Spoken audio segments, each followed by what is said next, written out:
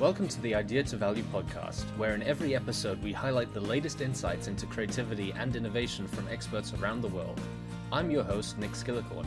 I care about the evidence behind what makes ideas happen, and I've already helped thousands of people just like you through my unique insights into recent scientific findings of how creativity works. I also show you how to turbocharge innovation programs so they finally deliver on the value and ideas you've been struggling to execute. Get your free training on how creativity can be improved by registering now at www.ideatovalue.com. Now let's get on with today's episode. Hello everyone, and welcome to another interview with the Idea to Value podcast.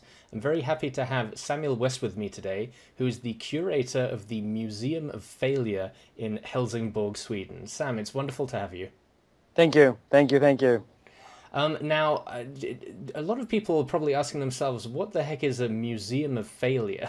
Can you please just tell us what it is? So the Museum of Failure is a collection of failed innovations that have, usually that means they're commercial flops, but they can there's all kinds of different ways products and services can fail on the market. The criteria for being in the museum is that they have to be an innovation in some way, business model, technology-wise, and design-wise, and they have to be a failure. And the definition of failure is that there's a deviation from expected or desired results or outcomes. So that's sort of, try to keep it as strict as possible, but of course there's always exceptions to the rules. And can you tell us a bit about your background? How did you get this crazy idea to start a museum celebrating failed stuff? The long version is that I was looking for a new way to communicate research findings. So there's a lot of research on learning from failure and how important it is for innovation, but this research doesn't really reach those who need the information. It drowns in sort of how many books and articles and blogs are out there. I wanted to find a different way to communicate it, and last year I was at the Museum of Broken Relationships in Zagreb, Croatia, and I saw how they had physical items along with stories and to convey an abstract thought of broken relationships. I realized that I had to open a museum. And so what exactly is the museum? What's its ambition, and what sort of things have you got in there? Because for the people just listening to the podcast, we've got the video on YouTube as well. And Sam, you're actually in the museum right now, and we can see some things behind you. So the whole purpose of the museum is to communicate how important failure is, or acceptance of failure is, for progress and for innovation. So by showcasing these products and services, I want to show that we can't have success in this context without also accepting failure. And the secondary message is that organizations need to improve their ability to learn from failure. The vast majority of organizations, regardless of how innovative they are actually pretty lousy when it comes to learning from failure. And I think this feeds very well into this concept of failing as a sort of badge of honor that seems to be in Silicon Valley, compared to failing being the most dangerous thing in a lot of corporate environments. What's your view on that? Sometimes I think that Silicon Valley gets an unfair good rep for about this because of their fail forward mentality, but and they might have an acceptance of failure, but they're not much better at learning from failure than anyone else is. So I don't think we should give them too much credit for that. Although there is an acceptance, which they should get credit for, and in startup cultures and contexts all over the world, it's very similar to Silicon Valley. But the rest of the United States is not better than Europe when it comes to learning from failure, not at all. So we've got a couple of objects behind you in the museum, and I think you've got a couple that you want to talk about as well. Why don't you just take us through some of the objects in the museum and what sort of things we can learn from them? Yeah, I've taken, because your audience are not complete newbies when it comes to innovation. I've chosen the ones that might not be so spectacular or so sort of media friendly. but that I think offer us quite a bit to learn from. This is one of my favorites right here. This is the Nokia N-Gage. So it's Nokia. Around the turn of the century, people had gaming consoles and a phone in their pocket. So Nokia, who was the top dog at the time, they combined the two into one unit. So it's a great little piece of technology. The failure was multiple failures. It started with the design. So although the phone works good and it actually is quite good as a gaming device, to change the game you had to take apart the entire phone to change the game. You had to take out the battery. That's not really smart design if it's a gaming phone. Also, it had to be held sideways to your head to make phone calls, which it became mocked. It was mocked as the taco phone because you had to hold it like this. But the main problem was also that Nokia didn't work in the implementation phase where they sort of neglected the game developers. So there were only 2 good games on this phone. The rest were pretty crap. And you can't have a gaming phone that only has 2 games. Now, Nokia at this point was still the biggest hotshot when it came to mobile They were phones. the Apple of then, yes. And Nokia did end up failing as a company. Do you think this product sort of indicates what was going on within Nokia that led to that, or do you think it was a one-off? Unfortunately, it's not a one-off because Nokia failed at many products before they ultimately lost their position there at the throne. And one of the better analysis of Nokia sort of in a broader sense failure is that the organizational culture was that of you only report positive news up towards upwards in the hierarchy. So the top management of Nokia didn't know how bad the situation was because they only got the good news. And so you only got promoted if you reported good news. So, and that's problematic because you need the bad news as well. You need to know when things flop. Otherwise, you can't correct it. So that's one example. Have you got any other failed innovations that we want to talk about? I've got, there's another one that's sort of, it's not that popular at the museum, but I like it. This is the Blockbuster, a DVD rental case from Blockbuster. Let's see what movie it is. Oh, Platoon. Yeah. So, so this one is actually good because the story of Blockbuster, they had 9,000 stores all over the world, and they were huge. They were not a monopoly, but as close as you can get. And they made, they were very profitable. They saw that internet streaming was the future. So the CEO at the time, he invested into internet streaming, and they were actually really, it was quite good. What happened was there was a conflict on the highest management level in the boardroom where they wanted to maintain the profits from the late fees. Do you remember? Are you old enough to remember late fees? I used to use Blockbuster back in the day, so yes. So late fees for you young people out there is when you didn't return your DVD on time, you were punished with the late fees.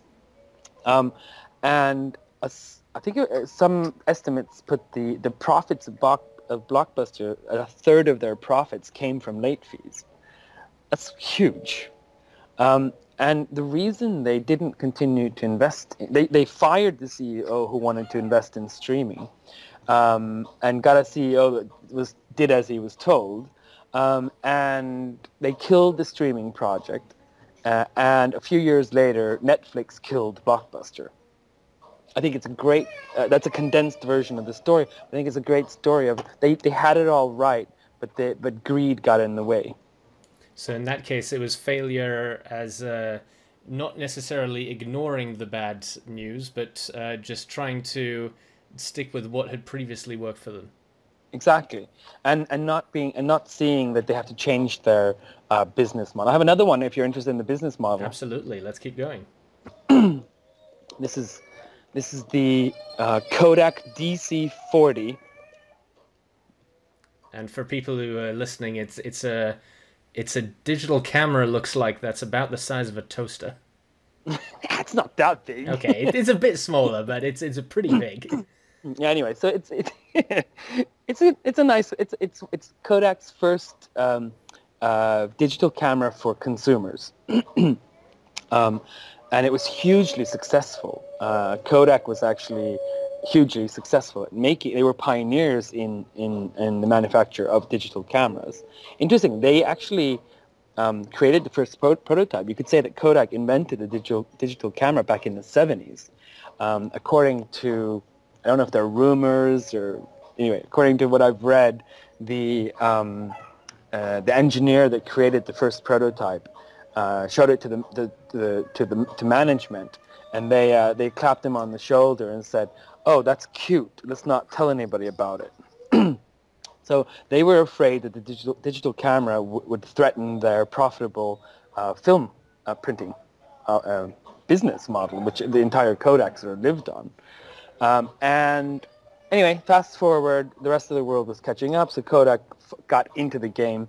They were really good at the cameras were excellent quality and a commercial success. Kodak even launched a photo sharing site called OPhoto back in 2001, I believe, and it was like a image sharing service. It was actually pretty good.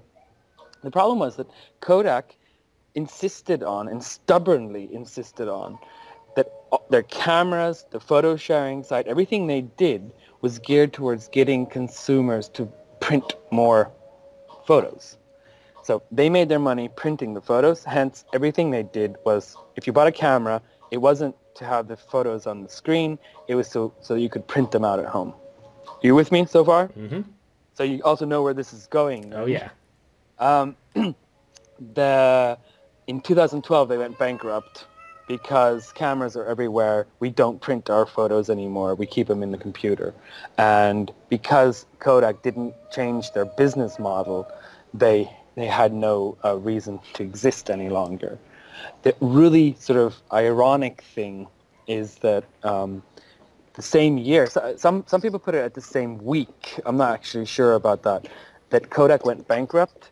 Instagram was sold to Facebook for $1 billion. So it's really like Kodak, you had everything. You had the patents, you had the knowledge, you could see sort of what was happening, but you refused to change your business model, and now they basically don't exist. I think this is a case study that everyone really needs to understand quite well from an innovation perspective, because it's one of the things that a lot of companies are going to struggle with if they try and innovate within the company in the sense of having a separate unit that's doing innovation, an innovation lab.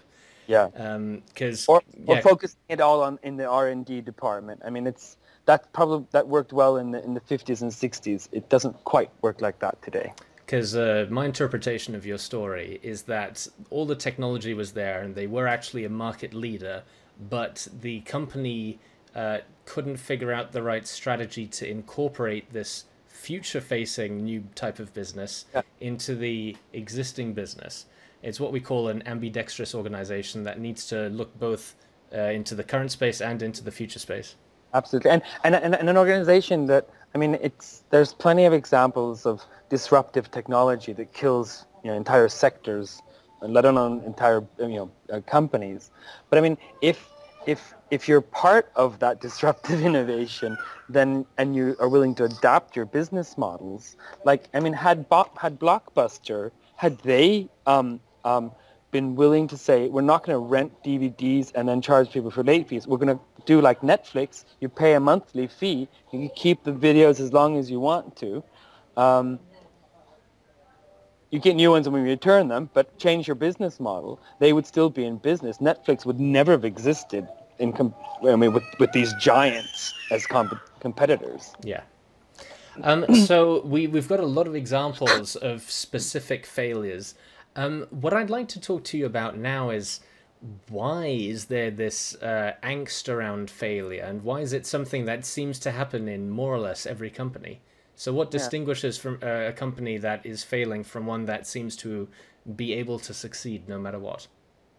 I think if we sort of limit it to failure and acceptance of failure, when it comes to innovation, the companies that are successful, I really like Google's sort of innovation approach, where, and I know everybody's tired, me too, of saying, "Oh, look at Google, let's be inspired by their awesomeness." But excuse me there. They the approach is, they throw money. If you have an idea, you get funding right away, regardless of how stupid your idea is. And then throughout the entire process of receiving more, reporting and receiving more funding, um, the reference group tries to kill the idea. And if your idea can't be killed, it goes on to the next phase. And there's something beautiful about that. Like, to start off, you get the funding, you get the resources, and then it's your responsibility also to say, like, okay, as the project grows, if it can be killed, it's killed, and we put the resources on new projects. But if not, it survives, and that's sort of an evolutionary approach. That's how evolution works for life. The survival of the fittest, and I don't see any reason why it shouldn't also work for innovation. Now, before we started the recording, you also mentioned something from your own background, which was in psychology, and something related to failure as a concept of psychological safety. Could you tell Yeah. us a bit more about that? So the research, this is a fascinating concept, at least in this context, and it's psychological safety basically means a perceived feeling or sense within a group, a team, or a small company, where it's okay to take interpersonal risks.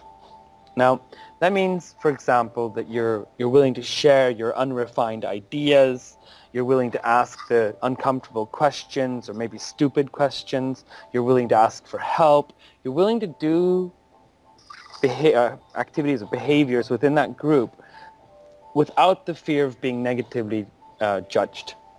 So the original research about 20 years ago was on healthcare teams, so medical teams. And they found that the teams that had psychological safety, they talked about their failures, and they learned from their failures together without pointing the finger, without finding scapegoats, without pointing the blame anywhere. And they reported their failures to, I don't know how they did it, the quality control or the management of the hospital. And compared to other teams who didn't have this psychological safety, they didn't report their errors because nobody actually dared to talk about them. And when measuring the performance of these teams, there was a huge difference. The ones who talked about their errors and mistakes, they were much more high performing and more effective as a medical team. So the researchers, does this make any sense to you? Yeah, no, this it makes sense. So the researchers, Edmondson is the main sort of researcher behind this, Amy Edmondson. She, like, wait a second, what's going on in these high-performing teams? And the result of those studies led to the concept of psychological safety. And the concept has been sort of, it hasn't gotten any attention for the last, like I say, 15, 20 years. And then recently, actually last year, Google released their report on what their internal findings on what characterizes a high-performing, innovative team. And their findings was that psychological safety was a key issue here. It's more important than management. It's more important than team composition or skills or experience. It's how the group works together. So Yeah, I'm fascinated. I mean, I love the concept because it seems to go into the process of innovating and really differentiate failure during experimentation compared to failure overall. Is that Yes. something fair to say? Yes, I think that's like that's you and I taking the concept of psychological safety into our work with innovation. But yes, I definitely agree with you. And when it comes to learning from failure, teams, companies that have a higher degree of psychological safety are much more inclined to actually benefit, or not benefit from failures, but actually be able to learn from their failures than teams where you can't even talk about mistakes or failures. Sam, it's been wonderful speaking with you. We're coming up to the end of the interview, but I wanted to ask you one last thing. If you've got Go. one tip of everything that you've learned around safety, either as examples of catastrophic failure or around failure as part of the experimentation program, what can companies do now to become less susceptible to major failure? I think, okay, that's a wrong thing to ask a researcher to reduce it down to one point. But I think one key issue is to distinguish between failure that you can live with and then the big catastrophic failure. And many organizations, they don't distinguish between the two. So they see all failure as something to be avoided at all costs. So if you can see, like, okay, we don't want failure where people die or people get hurt. Let's avoid that at all costs. Yes, but the failure when in the innovation process of exploring paths that might be dead ends or experimentation that doesn't go as planned or desired, those failures we can live with. They cost a bit of money and a bit of resources, but not more than that. So let's fail.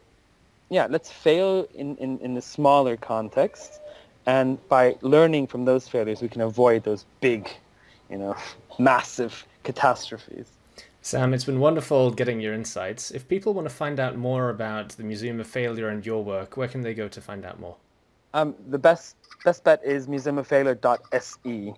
I did buy the museumoffailure.com, but I misspelled museum, so so that's a failure in itself. So go to museumoffailure.se. Okay.